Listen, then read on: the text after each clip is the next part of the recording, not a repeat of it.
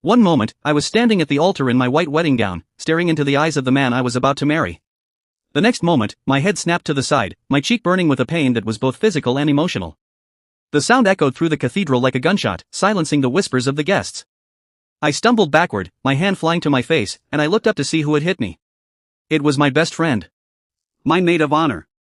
The woman I had known since childhood. The woman I had trusted with every secret, every fear, every dream. Clara. She stood there, her hands still raised, her eyes blazing with a fury I had never seen before. Her face was contorted with anger, her chest heaving with ragged breaths. She looked like a stranger. Like someone I had never met. You don't deserve him, Clara spat, her voice shaking. You don't deserve any of this. You took everything from me. Everything. And now I'm going to take it all back. I stared at her, my mind reeling. Clara, what are you talking about? What did I ever take from you? She laughed, a bitter, hollow sound. You really don't know, do you? You've always been so blind. So oblivious. You never saw what was right in front of you. I looked at my fiancé, Alexander. His face was pale, his eyes wide with shock. He was staring at Clara like he had never seen her before. And then I saw it, the way he was looking at her. The way his eyes lingered on her face. The way his body seemed to lean toward her, even now, even in the middle of our wedding. My blood ran cold. You're sleeping with him, I whispered. You've been sleeping with Alexander. Clara's lips curled into a cruel smile. Finally. It only took you 7 years to figure it out. Yes, Maya. I've been sleeping with Alexander. For the past 3 years. Every time he told you he was working late, every time he cancelled plans, every time he said he needed space, he was with me. I felt like I couldn't breathe. The world was spinning, the colors blurring together. My wedding dress, the one I had spent months choosing, suddenly felt like a shroud. The flowers in my hands, the ones Clara had helped me pick, felt like poison. Clara, stop, Alexander said, his voice strained. This isn't the time or the place. Shut up, Clara snapped, turning on him. You don't get to tell me what to do. Not anymore. I've waited 3 years for this moment. 3 years of watching you pretend to love her. 3 years of being your dirty little secret. And now everyone is going to know the truth. I looked at Alexander, searching his face for some sign that this was a lie, a mistake, a nightmare I would wake up from. But I saw nothing. No denial. No defense. Just guilt. Shame. And something that looked like relief. It's true, he said quietly. Clara and we've been together. I'm sorry, Maya. I never meant to hurt you. Never meant to hurt me? I repeated, my voice rising. You stood at this altar, in front of God and everyone, and you promised to love me. And all along you were sleeping with my best friend? 3 years, Clara said, stepping closer. 3 years of lies. 3 years of pretending to be your friend while I was taking everything from you. And now I'm taking him too. I wanted to scream. I wanted to cry. I wanted to hit her back, to feel the impact of my palm against her smug, beautiful face. But I didn't. I just stood there, frozen, my whole world crumbling around me. The guests were whispering now. I could hear them, their voices like insects buzzing in my ears. My mother was crying. My father was shouting. The priest was trying to restore order. But I couldn't hear any of it. All I could hear was the sound of my heart shattering. Clara turned to the crowd, her voice carrying across the cathedral. You see? This is the truth. This is who she really is. A selfish, entitled woman who takes everything for granted. She doesn't deserve happiness. She never did. But I couldn't stay silent. Not anymore. You're wrong, I said, my voice trembling at first, then steadying as the anger took hold. You're wrong about everything. Clara looked at me, surprised. What did you say? I said you're wrong. I stepped forward, my eyes locked on hers. You think you've won? You think you're going to walk out of here with Alexander, and everyone will just accept it? You're delusional. She laughed, but there was something uncertain in her eyes. You think you can stop me? I think you've made a huge mistake, I said. You've spent 3 years hiding in the shadows, waiting for the perfect moment. But you didn't plan for this.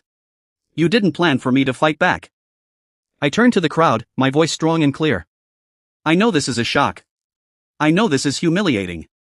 But I'm not going to let this destroy me. I'm not going to let either of them destroy me.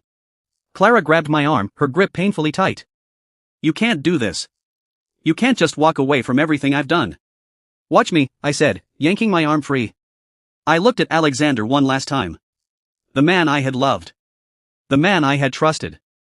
The man who had betrayed me in the worst way possible. And I realized, in that moment, that I didn't love him anymore. "Goodbye, Alexander," I said. I turned and walked down the aisle, leaving the cathedral with the whispers of the crowd and the echo of the slap still ringing in my ears. But the pain of the slap was nothing compared to the pain in my heart. That was the real wound. And I knew it would take a long time to heal. The days after the wedding were a blur of shattered dreams and broken promises.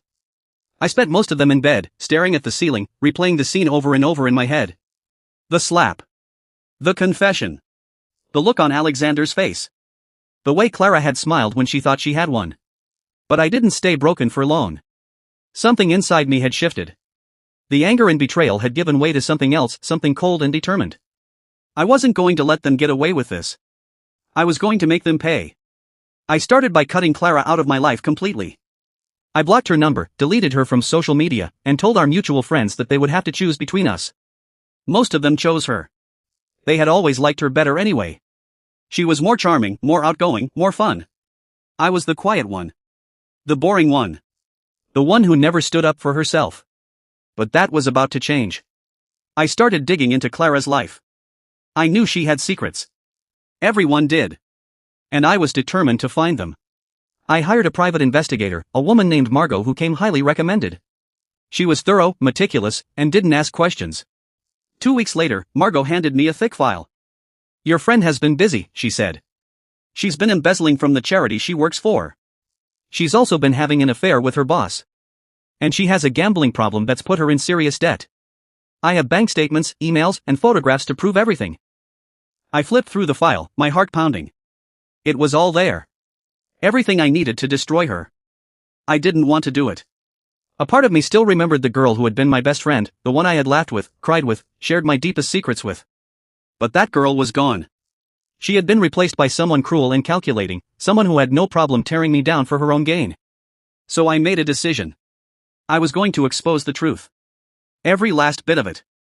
I arranged to meet Clara at a cafe, the same one we used to go to when we were younger. She was surprised to hear from me, but she agreed to come.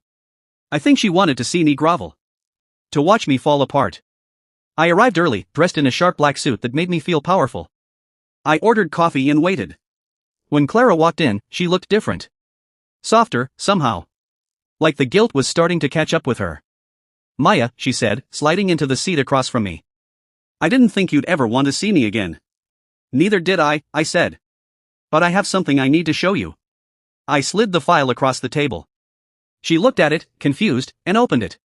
Her face went pale as she read through the documents. "Where did you get this?" she whispered. "That doesn't matter," I said. "What matters is what I'm going to do with it." She looked up at me, her eyes wide with fear.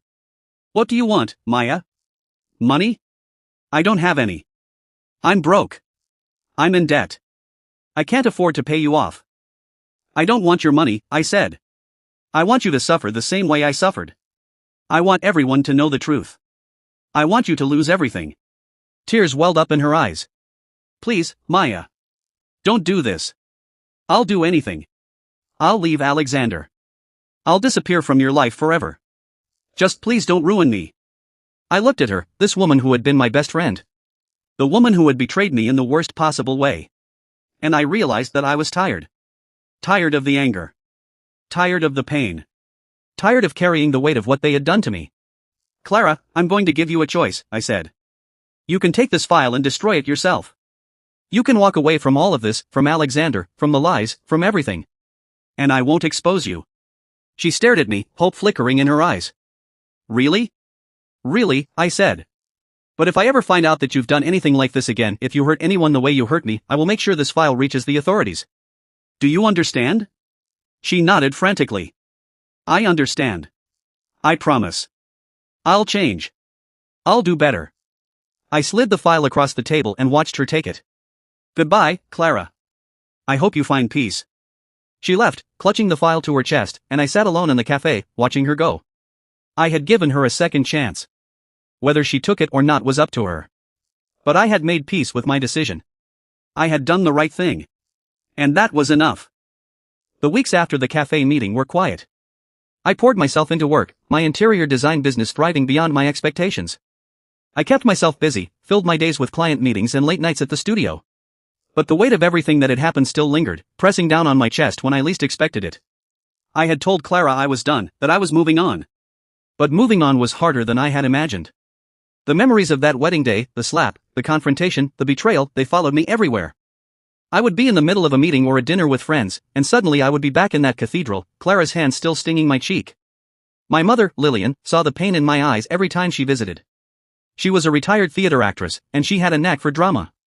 One evening, as we sat in my living room sipping tea, she leaned forward and took my hands in hers. "You're still carrying it," she said gently. "All of it. You can't keep living like this." "I don't know how to let go, Mom," I admitted. I gave her a second chance. I let her go. But I can't seem to forgive her. Not completely. And I'm tired of pretending I can. Lillian was silent for a moment, then she said something that changed everything. "Forgiveness is not about her, Maya. It's about you. It's about letting go of the weight so you can move forward." I had heard that before. In books, in therapy, in all the self-help articles I had devoured in the aftermath of the wedding. But hearing it from my mother, from someone who had known me my entire life, it hit different. I nodded slowly. "I'll try. That's all I ask," she said, patting my hand. A few weeks later, I found myself in my studio, surrounded by fabric swatches and color palettes, when I received a call from a number I didn't recognize. I hesitated for a moment, but something made me answer. "Maya?" The voice on the other end was hesitant, almost apologetic. It was a voice I hadn't heard in a long time. "Alexander." My heart clenched, but I kept my voice steady. "What do you want?" "I know I'm the last person you want to talk to," he said. "But I need to see you. Just once. Please. I want to explain." I should have said no. I should have hung up. But there was something in his voice that made me pause. Something broken. Something desperate. "I'll meet you in 30 minutes, I said. "At the cafe." When I walked into the cafe, Alexander was already there, sitting at a small table in the corner. He looked older, his hair graying at the temples, lines etched around his eyes. His shoulders were slumped, his hands wrapped around a cup of coffee he wasn't drinking. I slid into the seat across from him, keeping my distance. "What do you want to say?" He looked up, meeting my eyes, and I saw something I hadn't expected. Regret. "I'm sorry," he said. "I know I've said it before, but I need you to know it's true." "You're sorry," I repeated, my voice flat. "That doesn't change anything." "I know." He ran a hand through his hair, a nervous gesture. "I know I can't undo what I did. I can't take back the lies or the pain. But I need you to understand that I didn't set out to hurt you." "Then what did you set out to do, Alexander?" He was silent for a long moment. Then he said, "I set out to pretend. To pretend I was happy. To pretend I was in love. To pretend I wasn't still in love with someone else." The words hit me like a physical blow. Someone else. There was someone else. Not just Clara. Someone else entirely. "Who?" I asked, my voice barely a whisper. "Her name is Amelia," he said. "I met her when I was 19. We were together for a few years, but her family didn't approve of me. They were wealthy, powerful, and I was just a struggling student. So she broke it off and married someone else. Someone her parents chose." I stared at him, not sure where this was going. And I never got over her. I tried. I really did. I met Clara, and I thought she could help me move on. She was exciting, unpredictable, everything I thought I needed. But it was never real. It was just a distraction." He looked at me, his eyes filled with an emotion I didn't want to name. "And when I met you, Maya, I thought maybe it would be different. You were everything I had ever dreamed of, kind, patient, loving. I thought if I married you, I could finally let go of the past. But I couldn't. I was too weak. I let out a breath I didn't realize I was holding. All this time, I thought the affair with Clara was the worst of it. But this was worse. He had been in love with someone else the entire time. He had never loved me. Not truly." "I don't know what to say," I said. "You don't have to say anything," he said.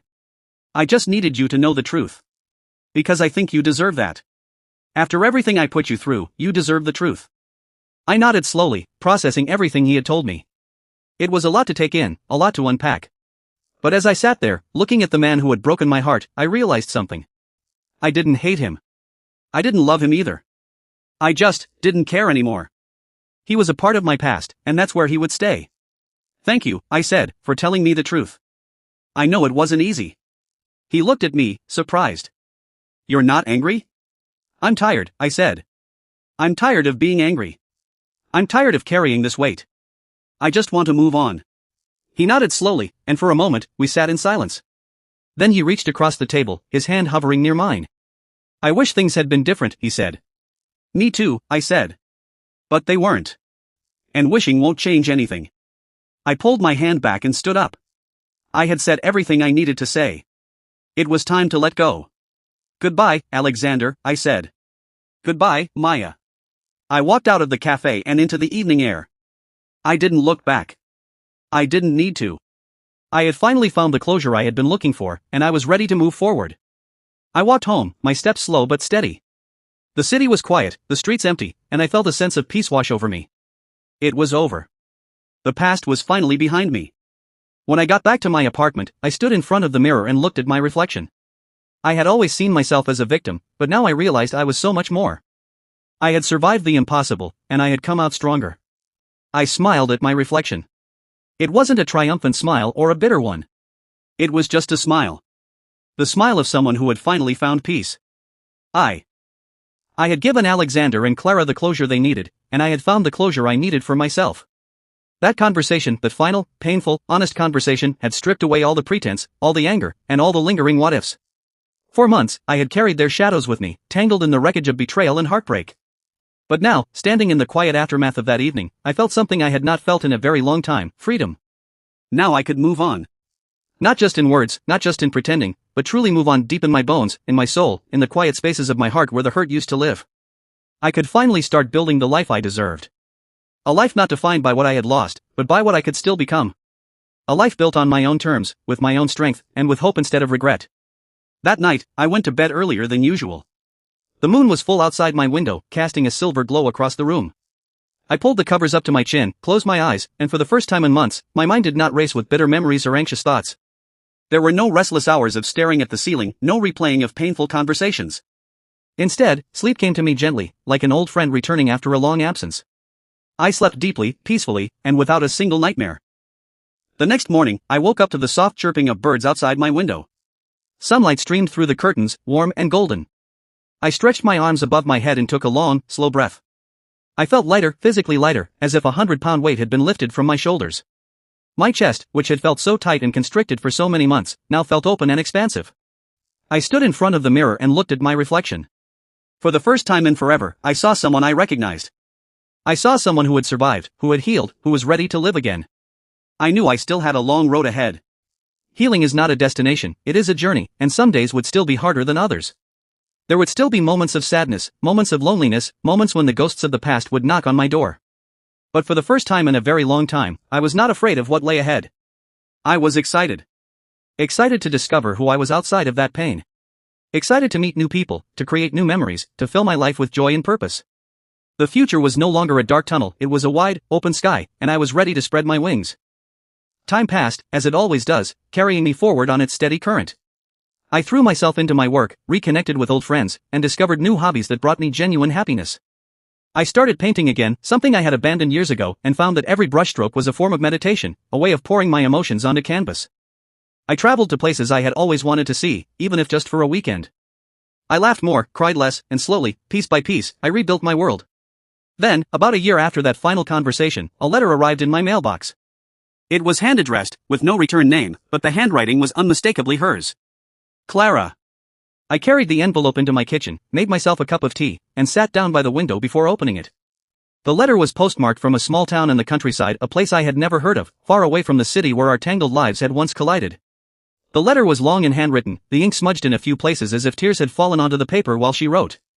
Clara's words were filled with apologies, deep, heartfelt apologies that did not try to justify or explain away her actions. She told me she had finally ended things with Alexander for good. She said their relationship had been built on a foundation of guilt and secrecy, and it had crumbled under its own weight. She had left the city, left the chaos, and taken a humble job at a small bakery in that quiet town. She woke up at dawn every morning to knead dough, to bake bread, to serve customers with a smile. It was simple work, but honest work, and it was helping her heal. She wrote that she spent her evenings walking through the fields, watching the sunset, and thinking about all the pain she had caused. She did not ask for my forgiveness, she made that very clear. She said she knew she did not deserve it. She just wanted me to know that she was trying to be better, trying to become someone who would never hurt another person the way she had hurt me. She hoped that one day, she could look at herself in the mirror and not feel ashamed. I read the letter twice. Slowly. Carefully. I felt no anger, no bitterness, no sting of old wounds reopening. I simply felt quiet. Her journey was her own now, just as mine was mine. She was walking her own path of healing, and I wished her well in my heart, but I had no desire to step back into her story. I folded the letter, placed it back in its envelope, and set it aside in my desk drawer. I did not reply. I did not need to. My silence was not born of coldness or resentment, it was born of completion.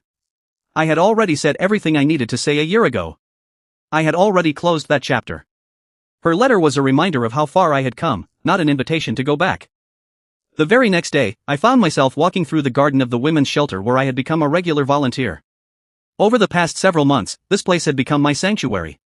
Every weekend, I came here to help women who were escaping abusive relationships, rebuilding their lives from the ground up, just as I had rebuilt mine. Some of them were broken, barely able to speak above a whisper. Some of them were angry, their eyes burning with injustice. And some of them were already strong, already rising, already reclaiming their power. I helped them write resumes, practice job interviews, and find affordable housing. I sat with them during their darkest moments and celebrated with them during their triumphs. Watching these survivors grow stronger, regain their confidence, and step back into the world with their heads held high, it was the most rewarding thing I had ever done. Their courage inspired me every single day. They reminded me that resilience is not about never falling, it is about getting back up, again and again, no matter how many times life knocks you down. That afternoon, I paused at a wooden bench in the middle of the garden and sat down. The bench was surrounded by blooming flowers, roses of every color, lavender bushes swaying in the breeze, and sunflowers reaching toward the sky. The air was thick with their sweet fragrance, and the gentle hum of bees filled the silence. I leaned back, closed my eyes, and tilted my face toward the sun. Its warmth spread across my skin like a gentle embrace. I smiled. A real smile. Not the forced, I'm fine smile I had worn for so many months, but a genuine, deep, soulful smile. The past was behind me, not erased, not forgotten, but no longer in control of me. It had shaped me, tested me, and in many ways, made me stronger. But it no longer defined me. The sting of Clara's slap, both the physical one and the emotional one, had faded long ago. The betrayal, the heartbreak, the sleepless nights, the tears I had cried into my pillow, all of it had slowly dissolved into the past, like morning mist burning away under the rising sun. What remained was not bitterness, not resentment, not regret. What remained was something far more precious. Peace. Genuine, unshakable, hard-won peace. I opened my eyes and looked out at the garden. The flowers were blooming, the sky was impossibly blue, and the world felt full of promise. I had survived. I had healed. And now, I was thriving. The future was wide open before me, and for the first time in my life, I was not afraid to walk into it alone. Because I had finally learned that the most important relationship I would ever have was the one with myself. And that relationship was stronger, healthier, and more beautiful than ever before. I took a deep breath, let the peace settle deep into my heart, and whispered to myself. You made it. And you are going to be just fine. And I knew, with absolute certainty, that it was true.